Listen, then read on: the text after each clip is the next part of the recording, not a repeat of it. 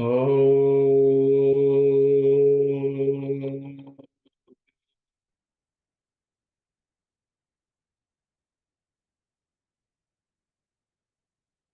Om.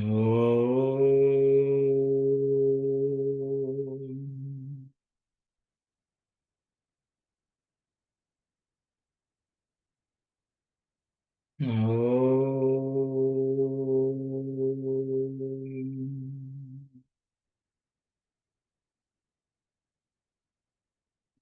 Sairam everyone. Swami, just to recollect where we were, we are on the 25th chapter of Geetha Vahini, where Arjuna is a bit troubled, that if everything arose from the Atman, how what arose from the Atman is different of a different state. And so Krishna is talking about various gunas and how they come into being and so on. And I think we are getting into what makes us exhibit different qualities, sattva, rajas, and tamas. Then I think that's where we are. Sort of he's explaining about the type of food which we have to consume through our senses and so on. So I will stop here. I will ask Kalyani to read where we left off, and we can continue. Arjuna was thrilled with joy when he heard that man has a means of saving himself. He longed to inform himself further. Krishna showered grace through his enchanting smile and condescended to reply. Arjuna, food is the chief formative force. The soiled mind dulls the brilliance of moral excellence. How can a muddied lake reflect clearly? The divine cannot be reflected in the wicked or vicious mind. Food makes man strong in body. The body is intimately connected with the mind. Strength of mind depends upon strength of body, too. Moral conduct, good habits, spiritual effort all depend upon the quality of the food. Disease, mental weakness, spiritual slackness, all are produced by faulty food. Krishna asked Arjuna, pray tell me the constituents of sattvic, rajasic, and tamasic food. Okay, thank you, Kalyani. So I think this is where we stopped, and I think we had discussed this section. If anyone has something to discuss or come observe, please go ahead. If not, we will move forward. We didn't translate the Telugu for this paragraph. We didn't? The last? No, the last paragraph here. Okay, so I think we will, Auntie, we will. Sairam. చిరునవ్వుతో చిందులు త్రొక్కు పరమాత్మ వెంటనే బావా అన్నదోషము చేతనే మనస్సు కల్మషము పొందుచున్నది. Krishna, with a smile on his lips, said, oh my dear brother-in-law, all this takes place because of food. Yeah, అన్నదోషము. All this. కలుషితమైన చిత్తమందు ధర్మ రహస్యము ప్రకాశించదు. The chitta polluted by blemishes, there will not be any effulgence. Yeah. or light. Yeah. ఎట్లనా మలిన జలము గల పాత్రలో ముఖబింబము శుద్ధముగా ప్రకాశించనట్లు మాలిన్య హృదయము దైవ సాక్షాత్కారము ఉదయించదు. So he's saying how it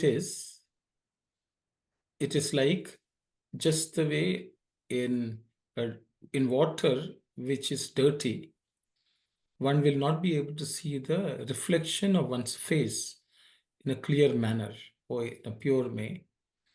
In the same way, in the hridaya, the heart, which is also blemished, full of blemishes, the presence or the manifestation of the divinity will not arise.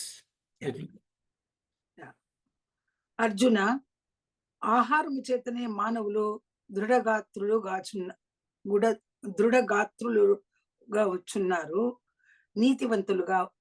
వంతులగుచున్నారు. Sorry. so Arjuna, only through food human beings become strong in their body, and also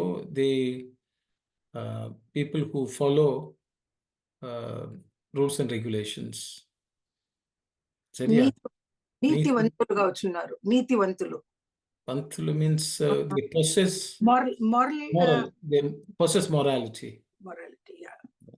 విరుద్ధ ఆహారముచే రోగగ్రస్తులు, అవినీతి పరులు, నీచులు అగుచున్నారు. And through food which is not unbecoming or it's opposed to something good, people become diseased, and they become immoral also, and they become lower in their nature. కాన ఆహారమును బట్టి వాని గుణము ఇటివని చెప్ప వీలును అని తెలిపెను. Therefore, by observing the food, by taking a look at the food, the type of qualities of each person will be such, can be said. చెప్ప వీలును. స్వామి, సాత్విక ఆహారం ఎట్టిదో, రాజసిక ఆహారం ఎట్టిదో, తామసిక ఆహారం ఎట్టిదో ప్రీతితో అనుగ్రహించి తెలుపు అన్నాడు అర్జునుడు. So Arjuna said, "Oh Swami, what is sattvic food? What is rajasic food? What is tamasic food? Please kindly, gracefully, please explain to us." That's it. Yeah, thank you.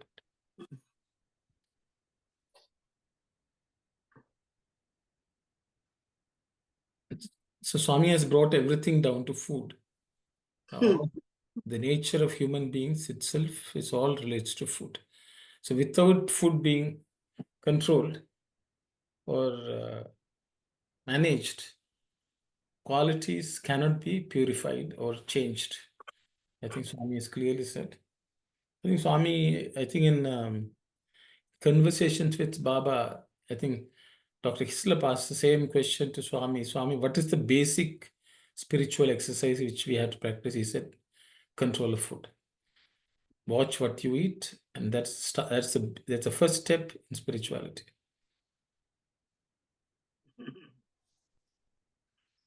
So I will stop here. If anyone would like to comment or share any thoughts, please do so.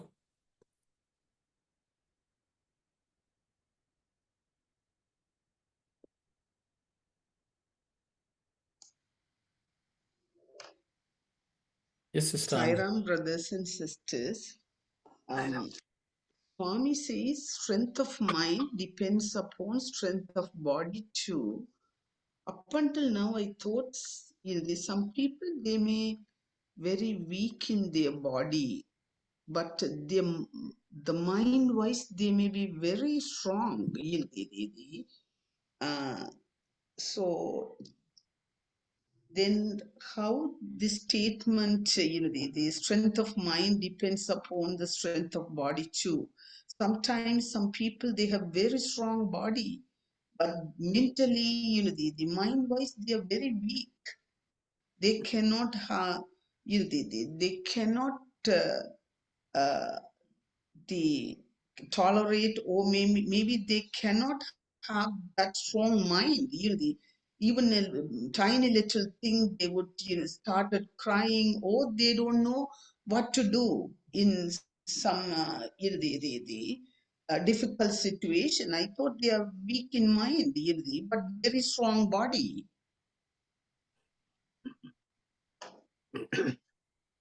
Okay, thank you very much, sister. So sister is asking, it's based on her observation in life. She said, I think she has this, how do we reconcile what Swami has said with what we observe in the world? There are people with strong, at least seemingly strong body, breaking down and are mentally weak. And then there are people who are mentally strong, but who seem to be physically weak. Anyone would like to share, what they think? Because Swami has made this statement. But it doesn't seem to be so in certain cases. How do we reconcile this?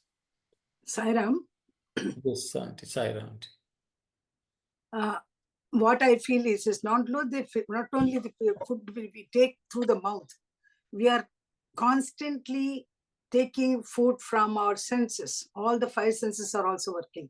So maybe the physical body will get stronger, and by taking the food, whatever type of food they take. But mentally, if they are very, very alert, that means, he must be, he or she must be taking more. I mean, they must be reading a lot about our this thing, and they're getting that thought for the, we say food for the thought or some that kind of thinking they might be doing, and then they get strength, moral strength by studying, by reading scriptures and good books and good values, so that they are mentally strong. Sorry, Sairam. Thank you very much, Auntie. Thank you. Yes, Yes, Aruna. yes. Auntie, as Auntie mentioned, it's not only food what we are eating, but we consume out of the senses. All these things also is a food, right? For eyes, like a nice fire. Whatever the fire, what do you call? So whatever we are seeing that is pleasant for us, we take it as something good. It's the same thing with the ears also. So what we consume within us, everything is food. Say for bhajan, it says it's for the mind, is a food for the mind, is a bhajan also, we say that is a food for the mind. So like that is not only just what we eat, it's all whatever we consume through all the senses. That makes the body strong. Whether if you see outside, it's not seem to be strong, but they are very strong in mentally, body-wise. So it's all how you, the sattvic way of like a sattvic food that we take it in, and we are seeing the good things, as Swami before said, see the good things, hear the good things, like that. Thank you. Saira. Sairam, sister, but I don't think you're still addressed. So does that mean that the Swami statement here is food is very important? Oh, Krishna is telling Arjuna. So I think at this point in time, the food through other senses has not been mentioned. So are we saying that... But the other senses are part of the body. No, at this point in time, sister, Swami is talking about food which we take through mouth is what I understand. If you because we have already gone to other sensory foods also. So I'm just saying, are you saying such? So let's just take what we eat through the mouth. Okay, so let's confine the discussion to that at this point in time. No. So, yes, Auntie, please. Yeah, you know what Anand's question was? Anand's question was, they are strong physically, but mentally they are very weak. Yes, and yes. mentally strong people, physically they are weak. That is a question she asked. Yes, I hope that's the question. Yes. So for that, I think Aruna and myself, we touched upon senses. Yes. So does it mean, so then this statement Swami should have elaborated and said he will do it. He will do it later on. Surely, I'm sure he is going to. But before that, we jumped in. Yeah. So what is, so I think we will just stick to someone who eats not sattvic food through the mouth. Okay. So would this statement hold good, or if there are exceptions? I think that's the question Sister Anand is asking. Just let's limit the discussion to this, and then we'll go to the others. Okay, okay. The fireworks only. I was saying that it's Yes, good I for the understand. eyes and all kind of thing. It didn't come out. Okay, that's okay. We'll wait for that. Okay. Thank Yes, you. Kalyani, please go ahead. As I was just wanting to clarify because that line that Anandi referred to, strength of mind depends upon strength of body. Is that exactly what Swami is saying? I think when you were translating it, it just says only through food human beings become strong. Pardon? Yes, Strength. Swami is saying through food also. That Swami has clearly said. Basically, Arjuna, ఆహారము చేతనే మానవులు దృఢగాత్రులగుచున్నారు నీతివంత. The Neetivantalu is also mentioned. We just missed that. That's what Neetivantalu Ah. means moral this thing. Yeah. Swami is Moral telling through food only morality also depends. depends. Yes. Okay. So I feel like the English sentence is saying something a little bit different, right? Maybe a little bit different. But Swami says through food alone, people get strength of body as well as morality. Strength of mind. Yes. Neetivantuలు. Yes, Sai Satish. Sorry, Ramana. I was just looking at the context. If the sentence is that food is the basis for both the body and the mind, then I will not go further down. Yeah, No, at least because at this point in time, because I just to confine our discussion to this alone. I understand there are many other factors involved, but I was just telling, but because I yes, think I was only saying based on what just now you translated that morality piece. I was saying based on that. Why I was looking at the sentence of strength of mind depends upon strength of body The too. strength So of the that body is- too. So that one that sentence is not there now, or is it there? Yes, still there. it is there in an indirect way, in the sense, because the strength of the body gives strength of the mind. That's what you're asking, no? Yeah. Why I'm asking is the what struck me was Swami says that if the pot is not stable, the water inside the pot Yes. will not be stable. So if the body is not stable, then the mind is also not stable. And that is where Swami keeps telling at a very young age itself, start treading the path of spirituality when the body is strong and able. And when the body is strong and able, then the mind within it, whatever needs to be done as sadhana, can also undertake those tasks. And that is where I was trying to relate the sentence of strength of the mind is dependent on strength of the body. Because when at a young age this is undertaken, then because of the stability and the sturdiness of the pot, the water inside can also hold that kind of a framework. So the reflection of the Atman or whatever needs to be seen can be seen. From that context, I was just approaching. That's why. But if that sentence is not exactly there, then of course what Swami has said in terms of undertaking spirituality early in life and not wait for the last moment still holds good. But I was basing that discussion in case this sentence is translated that way. See, I think Swami has used the word manas in one place. He says, Anna doshamu chetane manas kalmashamu bandhucham. Okay, so I think that's why I'm talking about food which we eat. Because Swami is talking about anna. That means rice or grains or food which we eat.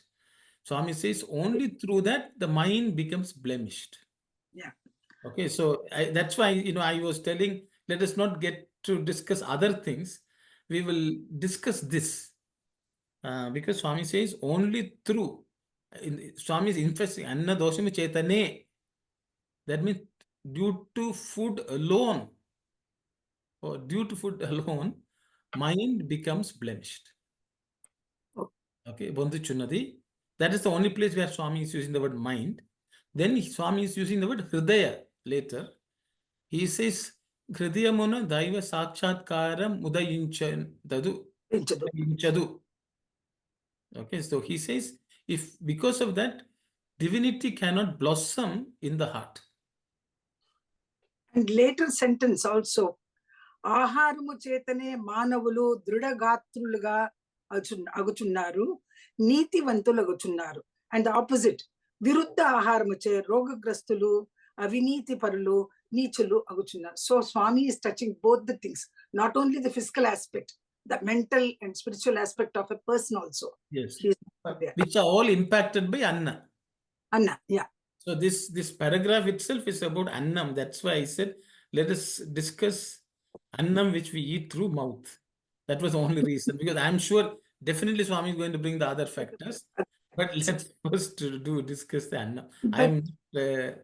So That's fine.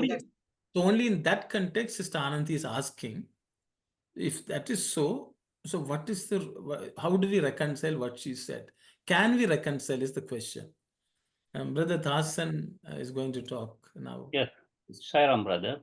So Swami is saying body is connected to the mind. So if there is no body, there is no mind. So not only the mind, any senses, we have, if we want to keep it in sound, we have to give good food. But depending on the food, what we consume, if we eat sattvic food, if we consume, we think about sattvic thoughts. If we don't want to eat sattvic food, rajas or tamas food, your thoughts is going to be tamas or rajasic thoughts. So food is very important to keep all our five senses and the mind in order to work. Thank you, Saira. Thank you very much, brother. Thank you. Yes, Kalyani, please go ahead. Anna dosha, does that mean dosham is blemish? Dosham is defect in an food. Okay. Defect also you can say. Kalmashamu I translated as blemish. Okay. Okay. Doshamu can be just a defect, I would say. Sorry, auntie, doshamu no? Yeah, can say. Defect. Okay, again, so let's go back to Sister Anandi's question. I don't know whether Sister Anandi, your question was answered. Okay, maybe I will attempt. Yeah, See, again, because thanks to Swami. So when same question was posed by Hislop in conversation with Sai Baba, he says, Swami, if the body has to be strong, people need proteins. So animal proteins are very good source of proteins, he says. And then for that, Swami counters. What about spiritual proteins? And that's the way Indulacha has, that's the way Dr. Hislop has written in that book. But you know what? Already taking a look at what Swami has already said, the body can be strong from a sattvic perspective also. Body can be strong from a rajasic perspective. Body can be strong from a tamasic perspective. All are strengths. A Rakshasa has Rakshasa strength, very tamasic strength. They can beat anyone up. Okay, that strength is different from having a sattvic strength. Sattvic strength is that which gives forbearance. One can withstand any trouble. So at the physical level also, the molecules which go, the proteins which go to build, will have certain qualities. So when Swami says Dridhagatram, he is not talking about somebody who can lift any weight or beat anyone up, or who is massive. But there is physically also there has to be some sattvic strength, which can only come from sattvic. That's my understanding, Sister Anandi. So the thing is, you may see somebody, very tall, broad shoulders, muscles rippling. That's what generally people consider as strength. But then there can be someone, sannyasi who is so lean, his stamina can be so much. His ability to withstand any problem also can be so much.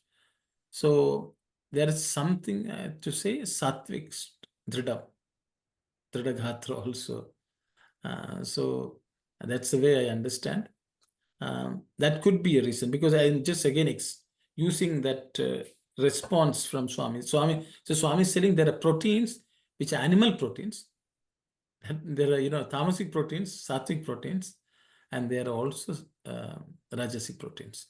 So depending on what they are, they can, because I think we have read it here also. I don't know whether you remember sometime back, Swami says from the food, there are three levels, the gross, the subtle, and the causal. And Swami says if you take solid food, the solid, so the hard, the stula part, gross part makes the body, the sukshma part makes the thoughts, Mind. and then something. Then he says water, the gross part makes blood, or something like that, and the subtle part makes prana, and so on. So the thing is, so food, gross food, which we take through mouth, annam, makes our thoughts, actually. That's the fuel for the thoughts, is something which Swami has already mentioned. So that is, but sometimes we think, and I think we'll discuss other faculties and how we take them in. But that's, I think we are talking about samyak drishti, samyak shravanam, and so on. That's additional part, but here Swami is just talking about annam. So I thought, we should not neglect, we should understand it properly. So I think strength of a sattvic nature is what Swami is talking about here. I hope Sister Ananthi, I don't know. Thank you so much, Brother Ati. And now the sentence it makes more understandable. The sattvic mind depends upon the sattvic body. Now it's clear to me. I thought always I looked at in the worldly perspective, maybe the sentence, the translation of this sentence or the understanding of this sentence, but now it's clear after I got it through now we really understand the strength of body, not only the physical strength, it could be the sattvic person may have more tolerance, forbearance, and those things also unbeatable strength for a human being. That's a beautiful explanation, brother. Thank you. Saram, sister. Anyway, hopefully Swami will clarify things further, because this entire chapter is on food. First, we will old food, new food, whether we can microwave, and so that also we can discuss.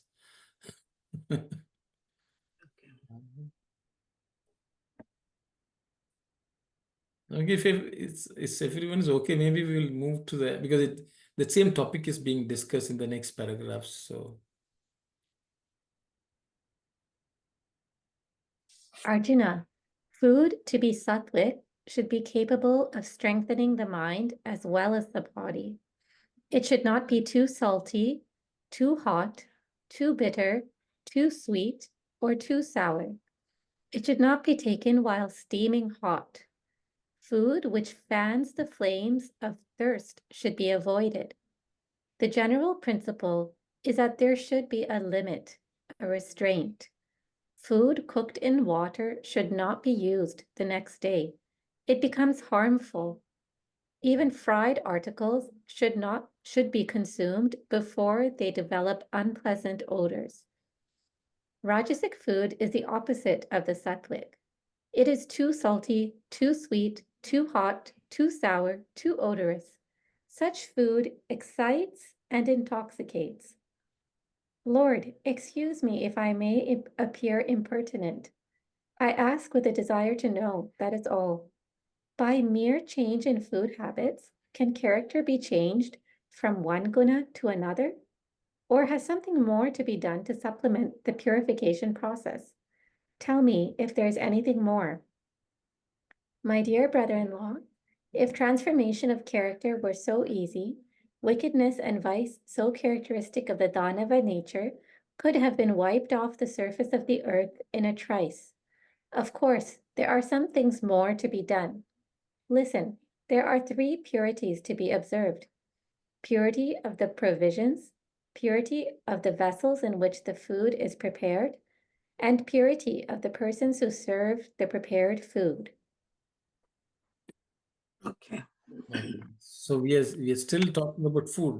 So okay, which we take through the mouth. I think we can read the Telugu, Auntie. Saira. Arjuna,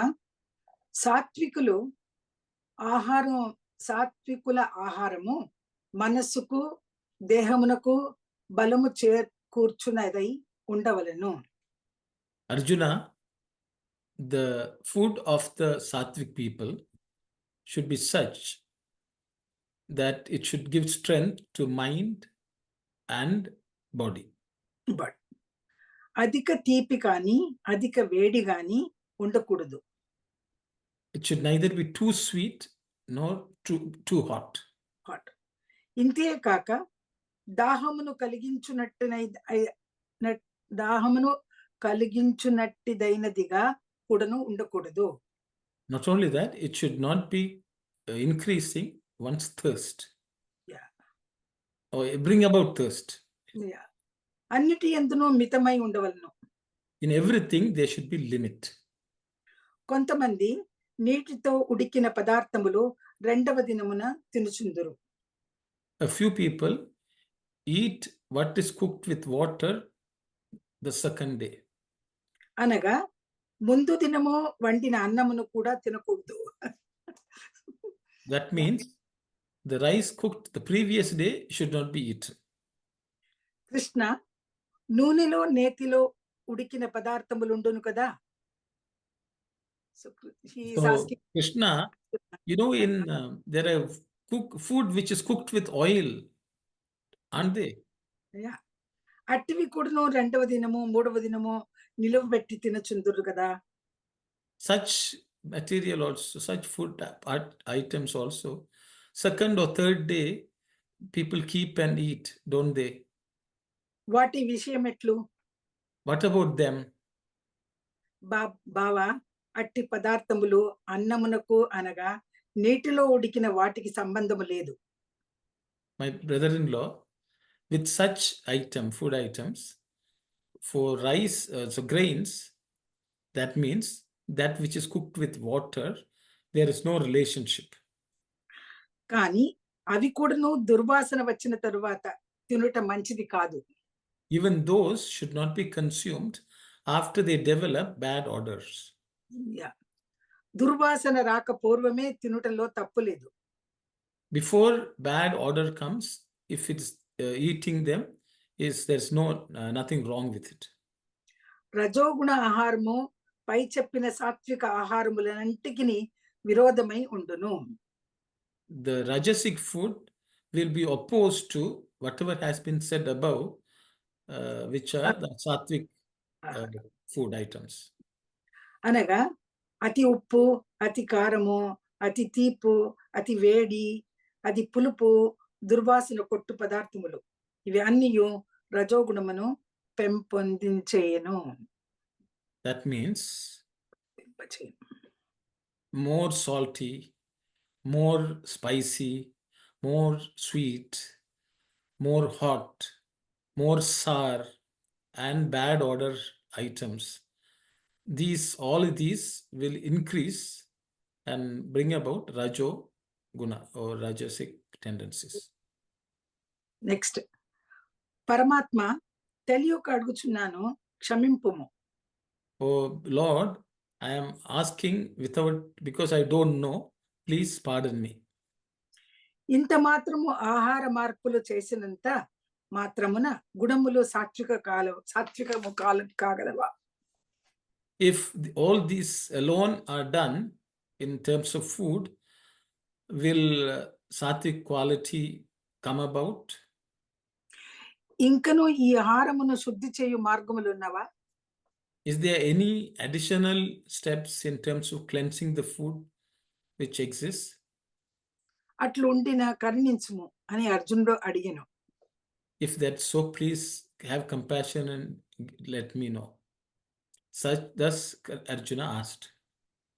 బాబా అర్జున, ఇంత సులభముగా గుణములు సాత్వికముగా మారుచుండిన లోకమున దానవ గుణములు నిమిషమున నిర్మూలమైండవి. Oh, my brother-in-law Arjuna, if it was so easy to change all qualities into sattvic qualities, in this world, all tendencies of demonic tendencies will be banished in a minute or destroyed in a minute. దీనికి ఇంకనూ కొన్ని శుద్ధములు కావాల్సి ఉన్నవి. For this, there are some additional cleanliness which is required. మొదటిది వస్తు శుద్ధి. The first one is the cleanliness or purity of the matter, raw material. రెండవది పాత్ర శుద్ధి. The second one is the purity of the vessels. మూడవది వండువారి లేక వండించువారి శుద్ధి ప్రధానములు. The third one is the people who cook as well as people who serve, their cleanliness. That's also important. అని ఇంకనూ క్రింద విషయములు చెప్పను. And in the same way, he is told further said certain things. Okay, stop there. So as we can see, Swami is still sticking to only the food which we take through our mouth. Yeah, of course. So that has been the focus. So Swami is saying that not only the food has to be sattvic, he's talking about patra shuddhi, paka shuddhi, and padartha shuddhi, as Swami said that. What items you cook, vessels in which you cook, as well as the person who cooks and the people who serve.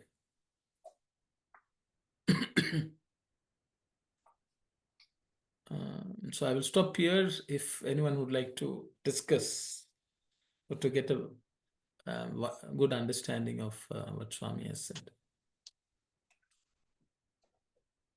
According to Swami, refrigerators should be completely avoided.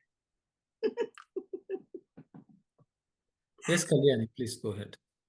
Oh, sorry, I was just going to ask. So the first one was vastu shuddhi. That's the raw material. Yes, padartha means the material which you cook. Okay, and then patra is the vessel. Ingredients you can say. Okay, and then the vessel is the patra shuddhi. Yes, the vessels which are used for cooking and eating. And then the third one, what is that called? Swami's paka shuddhi. Okay. That's called paka shuddhi. I mean the person cooking and serving. Swami has said. Swami has used it. Vantuvari leka vantinchuvari. Whoever cooks and whoever serves. Oh, okay. So what do you do if you do have leftovers of rice or things like that? I mean, is it because you don't want to waste also the food? Yes, correct. That's what I was also saying the same thing. See, the thing is, as you can see, the food should not be spoiled and bad odor should not be coming. So that is what is said by Swami. But Swami says what is cooked the first day should not in water should not be consumed the next day, because whatever is cooked in water tends to spoil very, very fast. Yeah. So generally, if something is cooked after 24 hours, they avoid taking it. But I think you should also understand that in India, there's this practice of cooking rice and they will soak it in water. And the next day morning, that is taken, which is considered rather sattvic or even health imparting. But beyond that, we are not expected to keep the rice and eat. I think with rice, there is this additional provision is used. But generally, those days, fridge was not part of... Fridge was not part of it. That's reality. Especially due to the bad weather. Everything will go bad. Right in the morning, if you cook, in the night, it will not be good to eat them. Because I've gone through this in Madras when I was first, morning we used to cook. night it would get spoiled. Yes. Yes, Sister Aruna. Aram, brother. Yes. Can you, that's one sentence I didn't understand. Dhanava nature could I have wiped off the surface of the earth in a trice. What did that mean? What is it?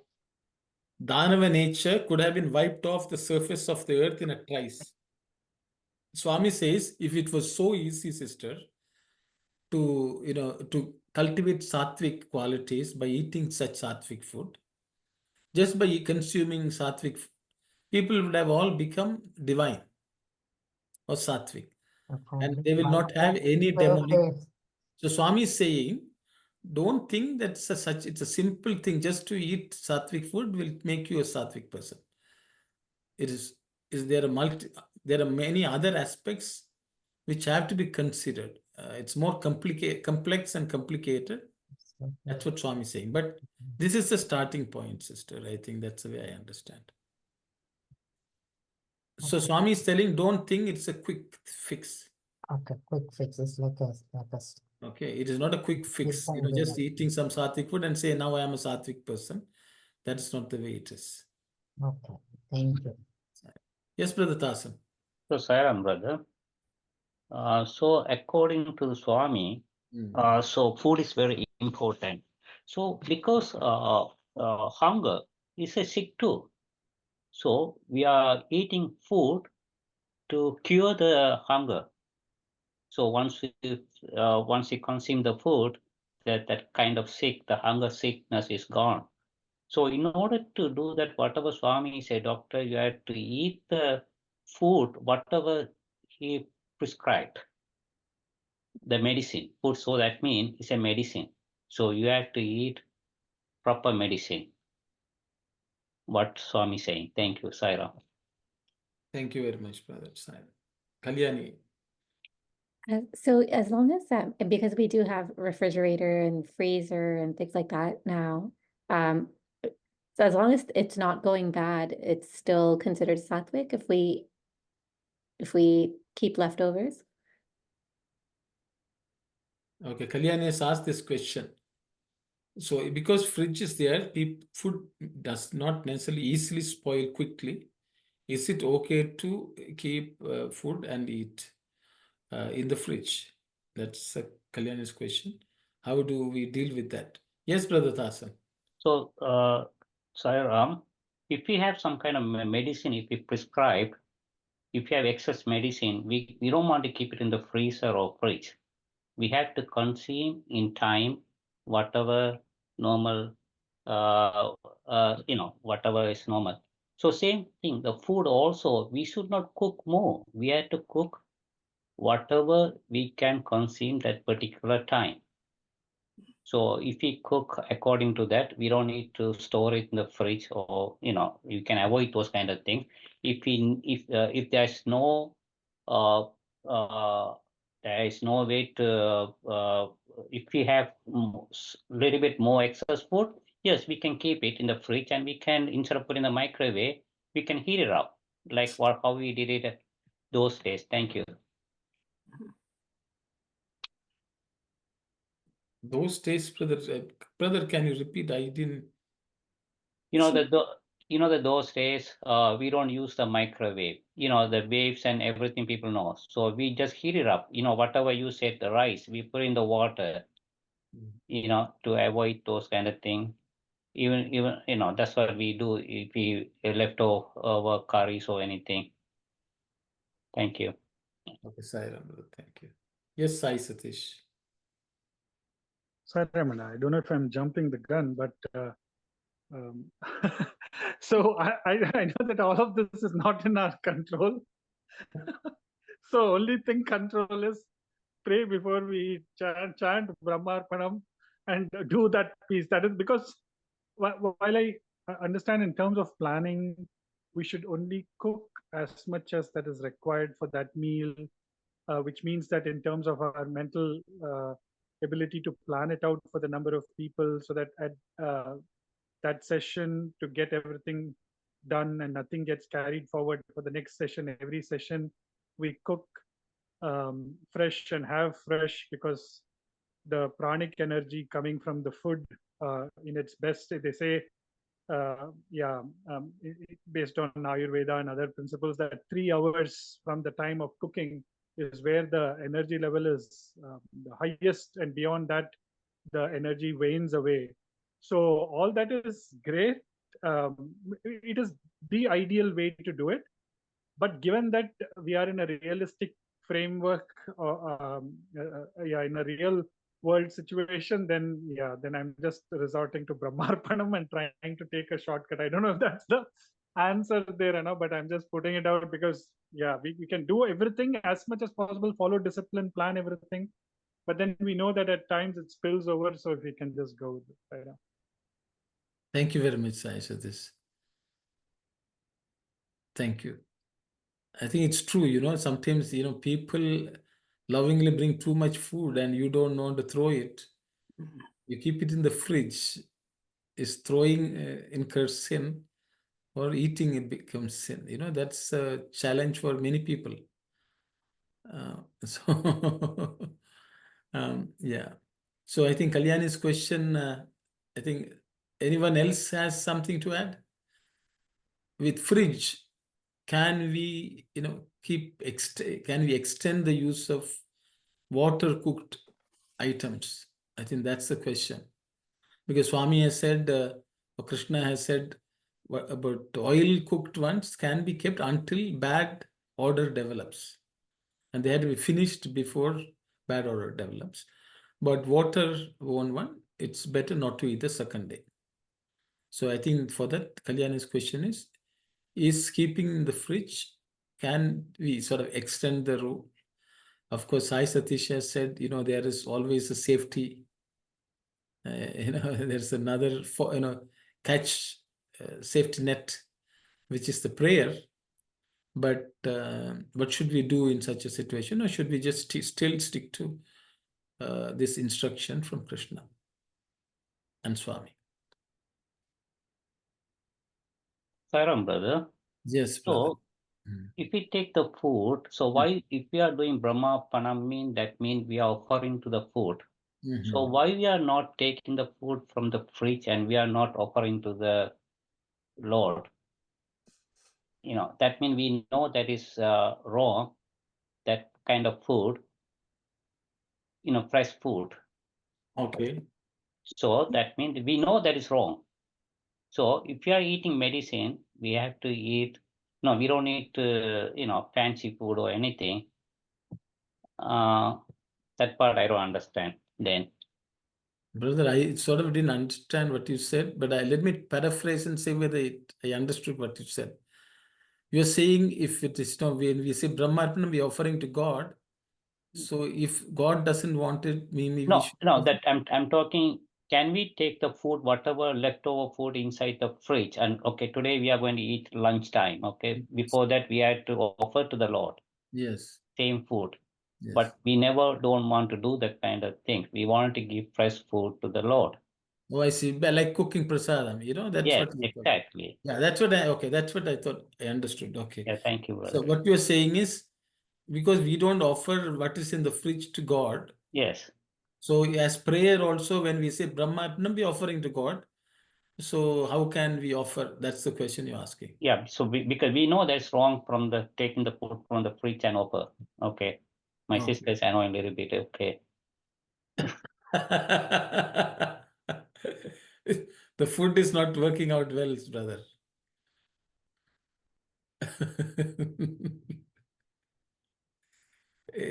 Thank you. Anyone else would like to share any thoughts? I think no one wants to. So, Kalyani, I think what people are saying is, as much as possible, we should eat what's cooked in water within 24 hours, not leave it for the next day. If fridge may be okay, do Brahmarpanam. But some people like Brother Dasan don't want to offer that also as Brahmarpanam. So what to do with any leftover food? I think this is something which we discussed some time back. If it is burnt food, what do we do? Old food, what do we do?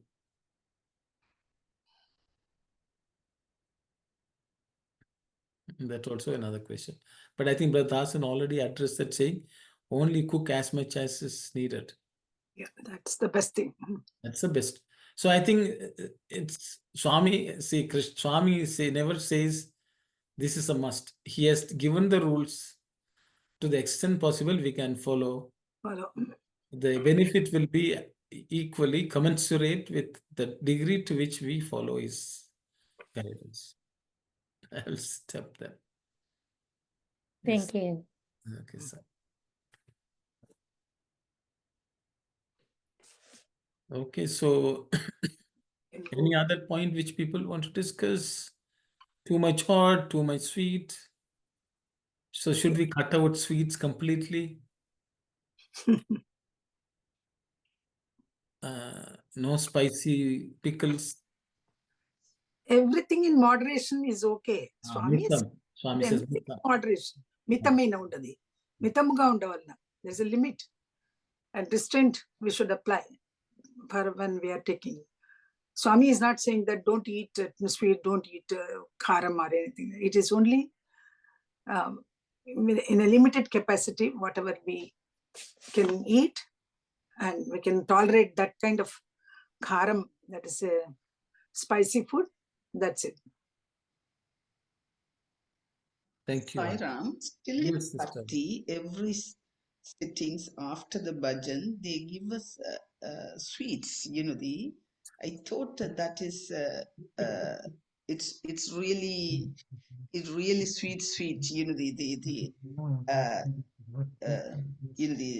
My last the visit to Patti, maybe every sittings they have given sometime 2 sweets, 1 sweet. They are very sweet. Then the rule here, how come they have overcome this? It shouldn't be too sweet or too salty, or I never felt anything too salty or too hot or too sour, but I felt the sweets we have had, it's really sweet, and Anandi, it is prasadam. When we go to Parthi and we have to every session of the bhajan, we get something, some sweet. So it's a prasadam which we just accept it with Swami's. Swami has blessed it, and so we take it as prasadam. That's it. Whether it's too sweet or less sweet, it doesn't matter. Whatever comes to us is prasadam. Sairam. The Brahmapanam we are saying also, that is to thank for the Lord and how we when we are consuming. That's not for Swami. We are offering Swami kind of, we shouldn't think like that, right? We are doing it, but at the same time, is for us only. We are doing the Brahmapanam too, right? Then we are asking God to purify the food and all, right? Am I right? Okay, sister is asking, Brahmarpanam is not offering food to God. We are asking him, please purify it. No, that's an offering too, but at the same time, we are really saying we have not made any sin on that food, like we forgiveness, and we are taking the preparation and all, anything that we have done it to forgiveness, and There is no forgiveness part, part right? in Brahmarpanam. Everything is Brahman. Yes. But we are offering that food. Everything is Brahman. Mindset of us saying Yeah. that Brahmapanam, like how we are saying, Yeah. giving to the Lord, kind of why we cannot give. Lord is doing it. Yeah, Lord is giving that his love. kind of mindset. So, sister, then people can ask, we will take alcohol also and say Brahmarpanam and chant and then drink. Will it be okay? The sattvic food only we are talking about, but we are saying about like we kind of like a saying Brahmapanam for Swami kind of prasadam offering for that. But like the state of mind of like a saying now the discussion, it's like we are giving to Swami. Is Because I think many people, okay, at least people who believe that Swami is within us, so they will say, when we put it in our mouth, it's the Lord within who is eating it. eating and all? Okay. Okay. So that means you're offering, you are not separate from God. There's God within who is eating, whether we like it or not. That So, kind of mindset is fine. Okay. so then if we are giving food which he doesn't want, then he will vacate the premises. Yes, yes, I got it, brother. But I'm just saying the way the discussion went, so Swami is different, and we are offering to him the food. So that time we are doing the Brahmarpana. We are making separate. We are not making separate, kind of thing. Thank you. So Brahmarpanam is recognizing the fact that there is Lord within. Because he's saying, Aham Vaishvanaro Bhutva Budva. Yes. Praninam Deham Ashritaha. I am the one who is digesting. I am the one who is receiving the food from Yes. stomach. That So is what the second everything mantra. again, we are doing that for us within us. Yes. So the question is, if the Lord is in your tummy, Then you will eat sattvic. that is what Dasan was trying to say. But it's maybe he didn't say it in those words, but that's the way I understood. Okay. So I think the bottom line is, to the extent to which we can practice, let's practice. If not, we'll ask the Lord, please, help us. As Sister Aruna said, let's purify the Lord. You only gave us, you only made it sit in the fridge. You only made it microwave. You only And made now me. we are eating. Please be there and make it sattvic, purify it Yes. for digestion, help us with the digestion. Thank you. And giving hard time to the Lord to digest the burn the food because it was stale food. Okay. Sister Maha. Yeah, brother. My understanding is whatever we offer to God, we had to offer Him with love.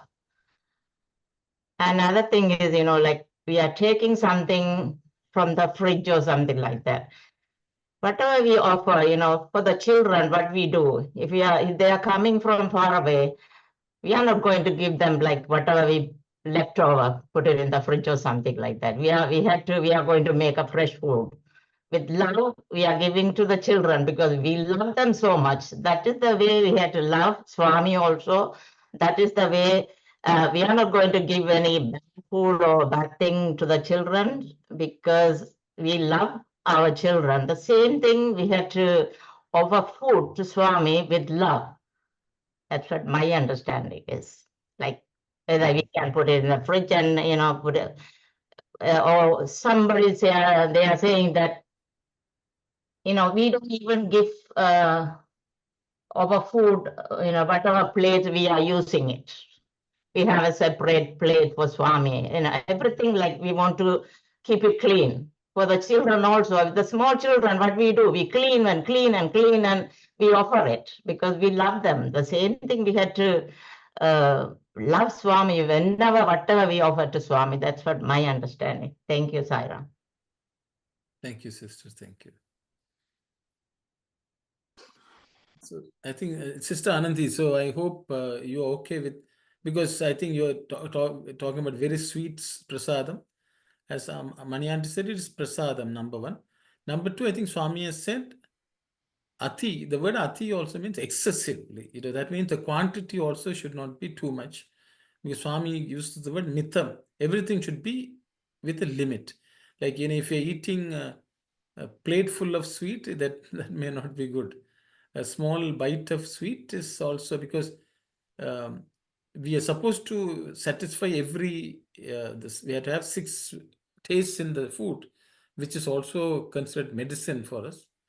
So I think it's in how much, whether we eat only sweet, all the time we eat sweet, versus I think once in a while, as prasadam we take, that's okay, is what I understand.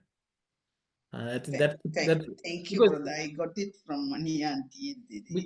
Yeah, because I don't know this. There is this story of Anil Kumar wanting spicy pickle because he found everything bland. So Swami himself supplied a mango pickle for him. Okay. Which is actually very sour, very spicy, but Swami told him don't eat too much. Yeah. Pickle you can touch it a little bit just to satisfy the taste, but not consume too much. And we should discuss about that Patra Shuddhi, Paka Shuddhi, and the one who serves the food, or the one who cooks the food is also should be very, very, they should have purity. They should have pure mind while they're cooking. So that that should be, I think we should go into that a little bit more. Yeah, anyone would like to discuss Padartha Shuddhi, Paka Shuddhi, and Patra Shuddhi? Yes, Sai Ram Sai. So I was just going to share that story of this sage who goes to this household. Yes, correct. Yeah, exactly. And he's invited by this family. So he goes to that household and has the food in that place. And while leaving, after having the food and blessing the family and all that, he's leaving, he picks up a silver bowl and brings it off along with him.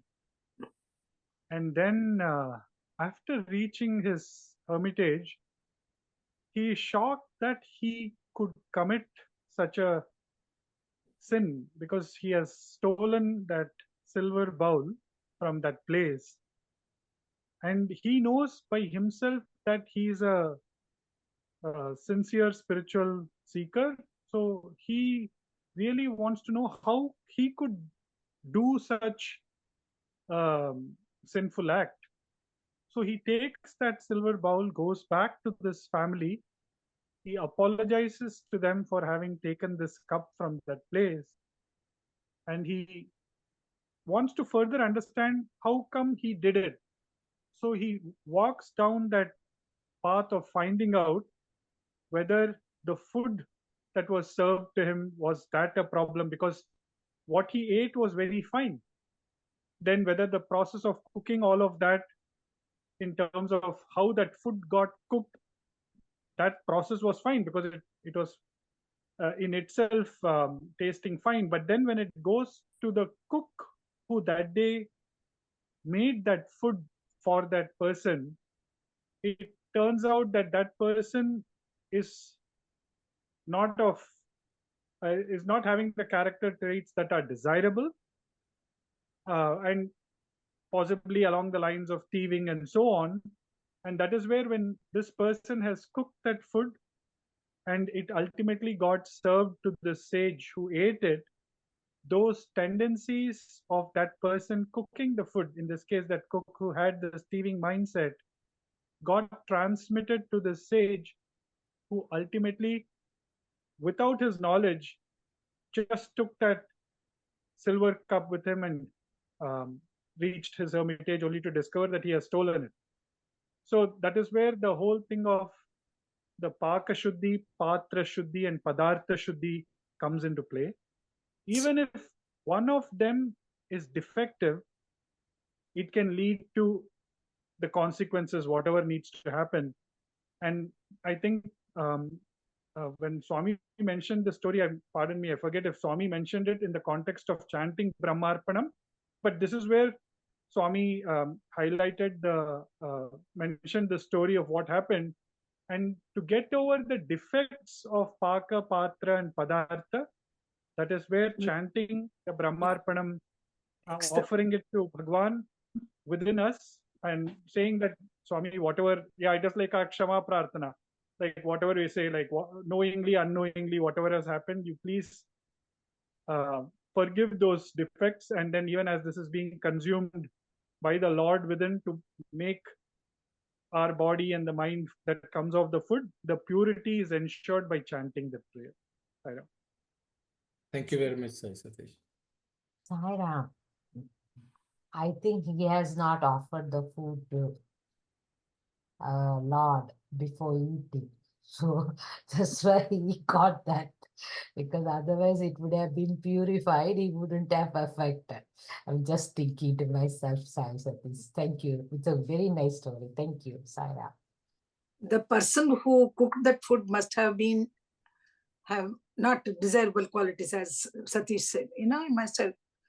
Sometimes we come across this. Once it happened in Parthi, my own experience I'm telling you. We were all young, and then one day after the bhajan, a big huge vessel full of pongal, what we do, that khichdi, it was offered to Swami, and then they kept it in front of the altar. And then when the bhajan was over, and then Swami immediately sent somebody saying that don't consume this food.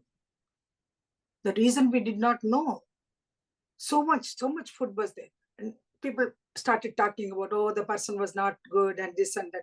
I don't know, Swami knows why we should not partake that food. Maybe because what we have said, maybe Patra Shuddhi may not be there, or Paka Shuddhi might not be there. And then especially the one who cooks food also. That's why Swami says when we are cooking food, sing the name of the Lord, make it with a pure heart, to throw all your affection and the love, and while making some food, it completely tastes different when it is offered with lots of love. That's we have come across that. Shairam. Thank you very much, Auntie. Sister Aruna, your hand is still up. Did you put it up or? Oh, No, yeah, don't be, just I'm asking again one more time. Don't be, it's like for that story, Sai Sathi's story is right, it's very good one. But that is the reason we say Brahmapanam, right? For that, so I'm just thinking of that the sage who has not thought of the Lord at that time before eating. So it would have caused him that mindset to steal something. I don't know. I'm just thinking. But story makes sense. At the same time, that thought came without thinking of the Lord too. Thanks, Saira. So the way I would understand that is, this is a sage. They will be very, very strict in what they eat, where they eat, how they eat, what prayers they say. They generally do not neglect. Okay, so that is why he did not find any issues. So, but because he said the prayer, even though, that one incident of stealing was there, he did not become a thief. Okay, that's the advantage, that he went and returned. All that comes because of some good quality, some prayer. So what that tells is, just because you have Brahmarpanam, you can't eat anything and say, I'm doing Brahmarpanam, it's okay. Because you will have to, it will only help to some degree. But it may be too late. Just the way it has happened. So we should not say, oh, we are telling Brahmarpanam, so we don't care about anything like that. Then that is taking the easy route. Okay, because that sannyasi chanted, when he came home, at least some good thing dawned on him. He went and returned. He found out, and he was, which was unavoidable for him. Okay, so that's what it means. That's the way I understand. Yeah, at least he got a chance to correct. Of course. Okay, thank you, Saira. Otherwise, we will become a thief. Okay. So I think that's the way we should take it. Just because Brahmarpanam is there, then Krishna would have said, don't worry about it, and just chant Brahmarpanam. If it was that easy, in 1 minute, Dhanavatvam would have been destroyed in this world. Just use Krishna's. Demonic nature would be wiped out from the surface of earth. It is not so. I think we just cannot take that as the safety net and don't bother about other things. Because then we can also, then we should, so okay, we have already discussed Vastu. Now we have talked about Paka Shuddhi, cook. Then how do we ensure the material is sattvic? Even if it is sattvic items, does that mean it can be asattvic? I think that's also another thing which we should discuss. When will a sattvic item become asattvic? So if the Padartha Shuddhi.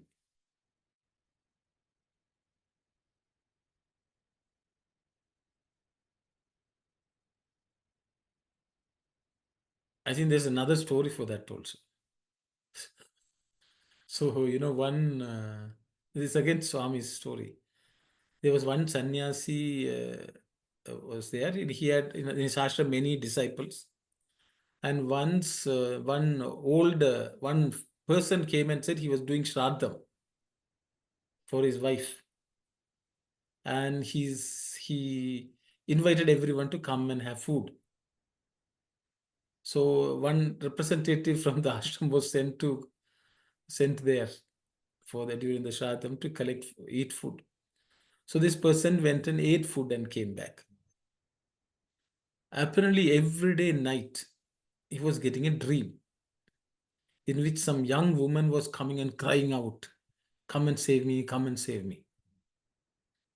And this fellow thought, how come, who is this woman who is pestering me in the night? This went on for many days apparently. And then this person said, so he went to his guru and told, this has happened to me. Please don't know how to get over this. Every day night I am getting this dream. So this guru said, oh, come on, the person who did the shraddham to find out what happened, just to again another inquiry. Apparently what had happened was this person's wife died who committed suicide because this fellow was an old fellow and that woman was a young woman, and he ill-treated her so much that she committed suicide. So the thing is, this person, because he is the one who organized it, whatever food he bought was tainted. Whatever items he bought is tainted because with his money it was bought. So even though everything else was good, the cook was good, everything was good, the items were tainted because this person he was himself a bad person who had done harm to his young wife. So everything he touched was also faulty. So I think that's another thing. So if somebody has stolen something and then sold it and we bought it, then also it can be bad. Or sometimes when we bargain, we don't give what is due for the person who has cultivated it. Then also, actually, that person will be. There are many cases, we get food from places where people are not paid. They may be going without food, but we will get it cheap. We will save money. That's what we will think. But that food is also tainted because the people who cultivated it have been abused, or they were not given their due. So that indirectly it becomes stolen food. So sometimes when we think we are buying cheap food also, we should think about the source to the extent possible. We will not know everything, but I think that's also to be considered. So I'll stop there. If anyone else would like to add anything else about the Patra Shuddhi and Padartha Shuddhi, please.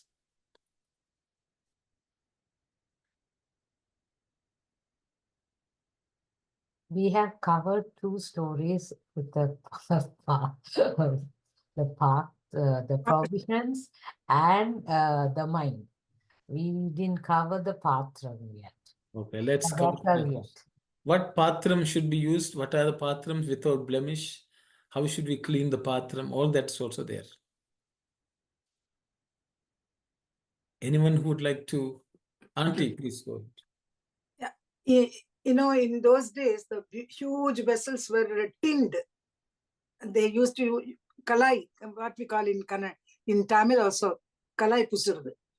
So some vessels which were not tinned, applied within it, it can, if you cook food in that, it can get spoiled. So its whole thing will become completely poisoned. So that should be always there. Patra Shuddhi. It should be cleaned properly before cooking. And,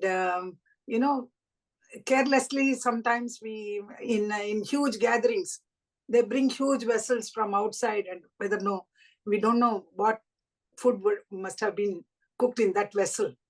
If the persons who are in charge, if they don't clean it, then Patra Shuddhi will not be there. So we should try to see to it that it is clean. And it is, of course, we are talking about food getting cooked in a patram, but patram also means the person to whom you are imparting some education, some good things which you are giving. Even that person also, he must be a deserving person. If you go on lecturing to a person who doesn't have any idea about what we are talking, it will go in this year and it will go that way. That's also patram. We should give such education to a person who really deserves it and who is going to use it and who is try to understand things what we are. That's also patram we shape. Thank you, Auntie. Yeah. Yeah. Anyone else would like to comment on patram? So maybe I will go. It's a belief in Indian tradition or Sanatana tradition that certain metals are pure, they cannot get tainted. Like gold or silver vessels will not be, for example, if a vessel is used by somebody, that itself can absorb certain energy and retain. Whereas gold and silver is considered to be very safe.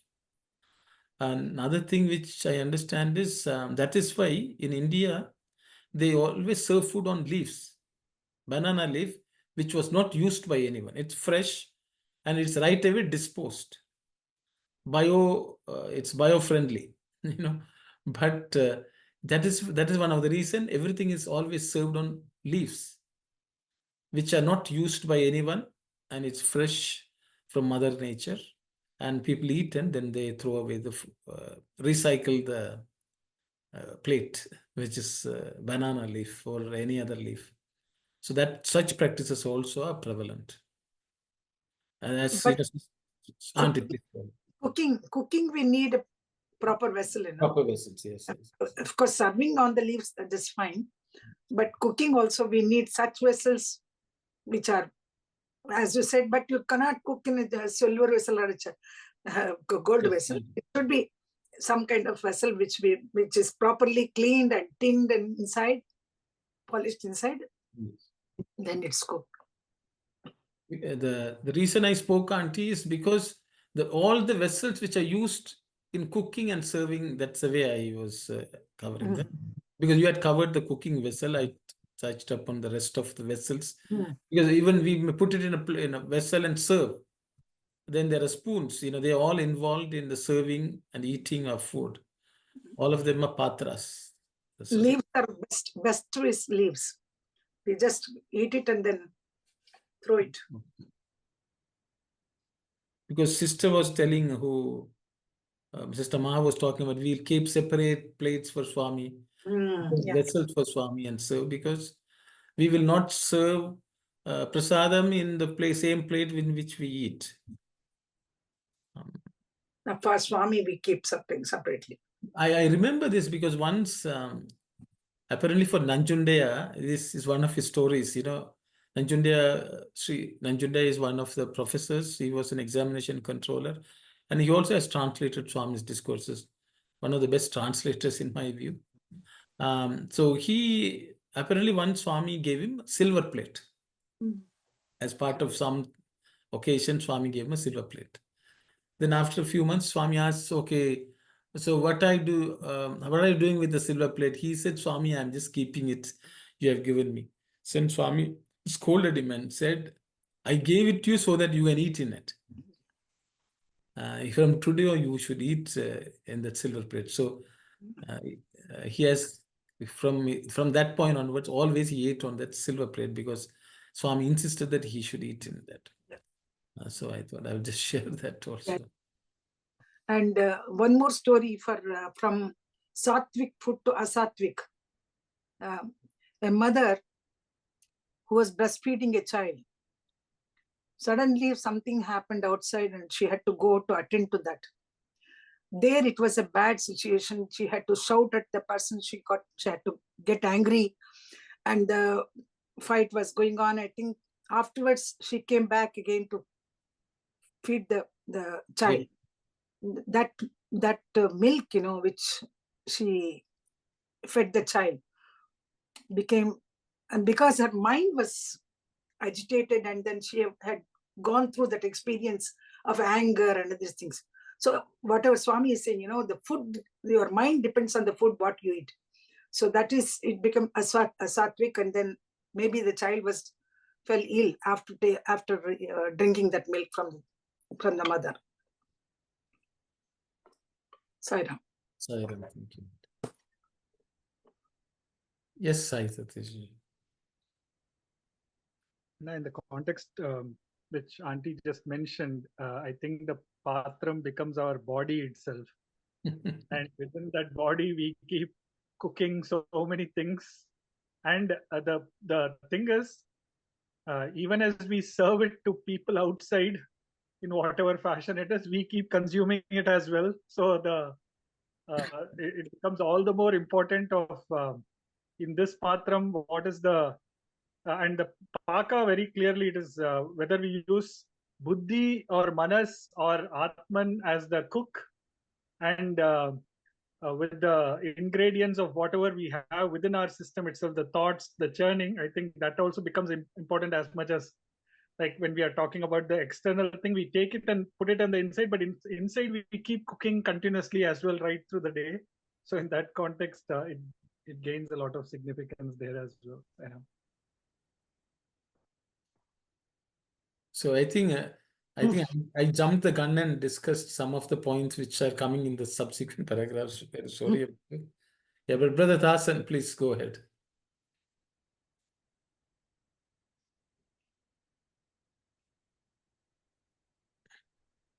I think Brother Thasan, Sorry. Sairam, brother. Serving food is a very important part, okay? Nowadays, Swami said everything's supposed to start from home. Now, these generations, serving food is becoming very rare now. Only self-serve is the one you can see it now. So, in that kind of situations, the mind is going to be, is going to be, I don't know how you can explain to that one too.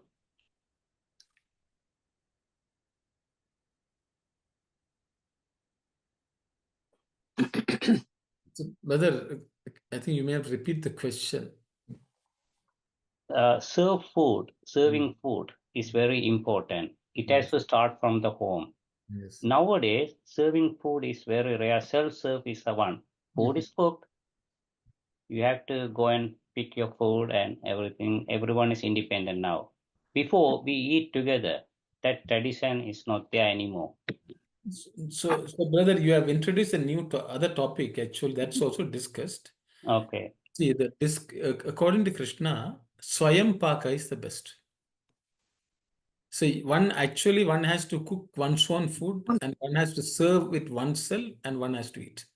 That is what is the best recommendation. Because then you are not outside influence. What is the name you said? Swayam Pakam. Swayam Pakam. Swayam Pakam. Okay, thanks. Swayam Pakam. So that means we have to cook our own food. We have to serve it ourselves, and we have to eat. Then there are no outside influences. Okay, thank you, brother. So that is considered the highest form of sadhana. So there are many people who beg food. They will ask for just a ration. They will just say, give me uncooked rice or uncooked flour. And they will cook and they will eat. Because that is also another practice, sadhana, which many people follow, brother, which is good. But then you're talking about this generation. But nowadays, it has become very common for us to go and buy cooked food. That is not only this generation, our generation also, we depend on buying food, cooked food. then what is our lot?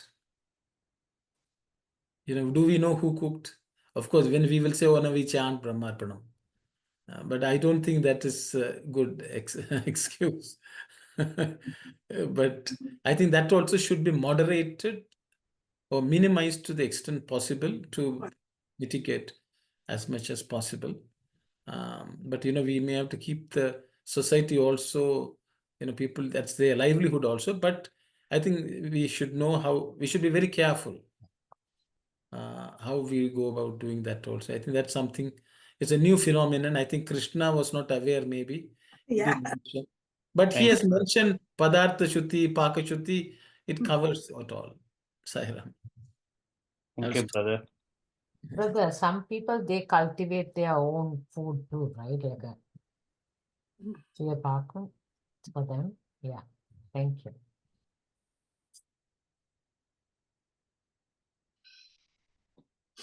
So that is one reason actually Swami wanted all his students, when we had students, we had to serve in the kitchen, learn to cook, learn to serve. All that was also instilled because Swami was of the opinion that we should be able to do it ourselves. And I think Swami is also a good cook. Yeah, he used to cook. Yeah, he used to cook food for himself and his grandfather. Grandfather. So.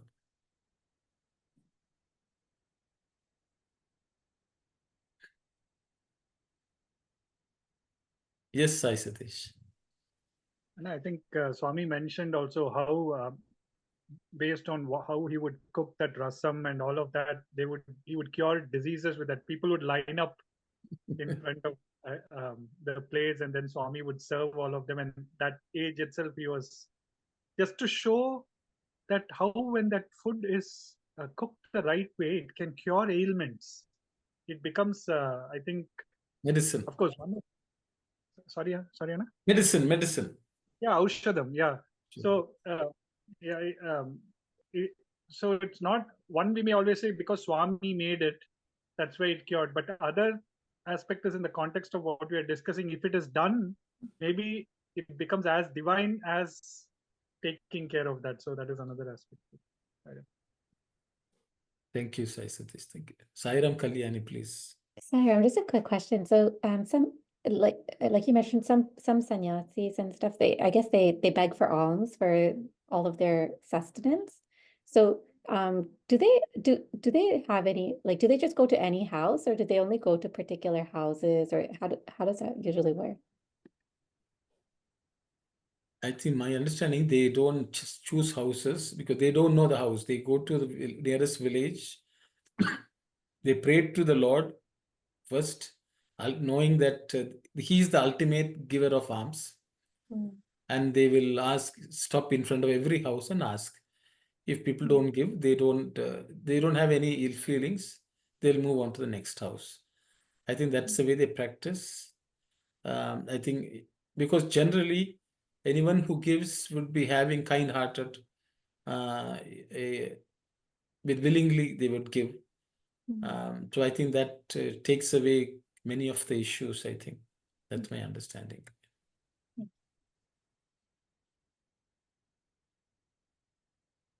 Yes, brother.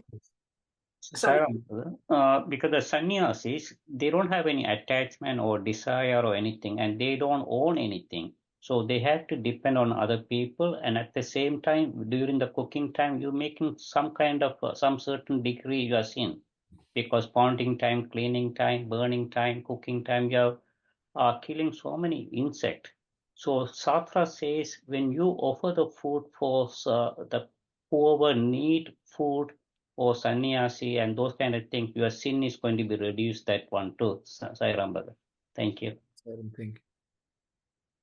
Auntie, you were saying something, Auntie. No, Siddhi Baba's life history, when we read, he used to go for bhiksha everywhere, to every house we'll go, then ask for alms. Whatever he used to get, he would put everything together and then used to come to the ashram, and then he would eat that food. That's also. Thank you, Auntie. I think talking about food, we lost track of time. Yeah, no time. Okay. Okay. That's it. I think we can close and we will continue our food discussion next week because food is the next, still continuing as a topic. So we will discuss it further next week. For now, we will close with Samastaloka. Sai Ram. Om. Samastaloka Sukhino Bhavantu. Samastaloka Sukhino Bhavantu. Samastaloka Sukhino Bhavantu. Om Shanti Shanti Shanti.